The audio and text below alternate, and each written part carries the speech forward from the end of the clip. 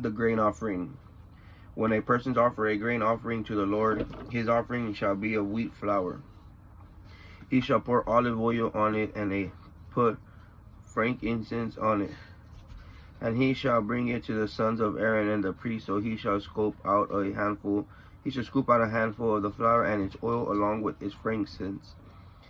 And the priest shall burn all the memory portions of the altar, a food offering made by fire, which is a pleasant aroma for the Lord. And the remainder of the grain offering shall belong to Aaron and his sons, which is a most holy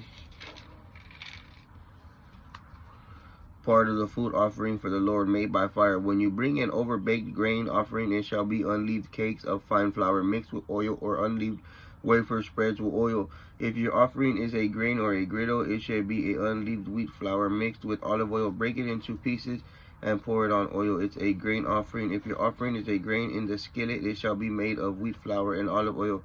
You shall bring the grain offering that is made of these things in the Lord, and when it is presented to the priest, he shall take it into the altar. The priest shall remove a memorial portion of the food for the grain offering and burn it to the altar, a food offering made by fire, which is a pleasant aroma for the Lord. The remaining of the grain offering shall belong to Aaron and to his sons, which is a most holy part of the food offering to the Lord made by fire. No grain offering that you bring to the Lord shall be of leaven, made with leaven, for you shall not burn leaven or nor honey as a food offering by fire to the Lord, as an offering as the first fruits, for many of them offered to the Lord, but they shall not be offered to the altar for a pleasant aroma. You shall season all your grain offerings with salt. You shall not fail to use the salt of the covenant of your God of your grain offering. With all your offerings shall offer salt.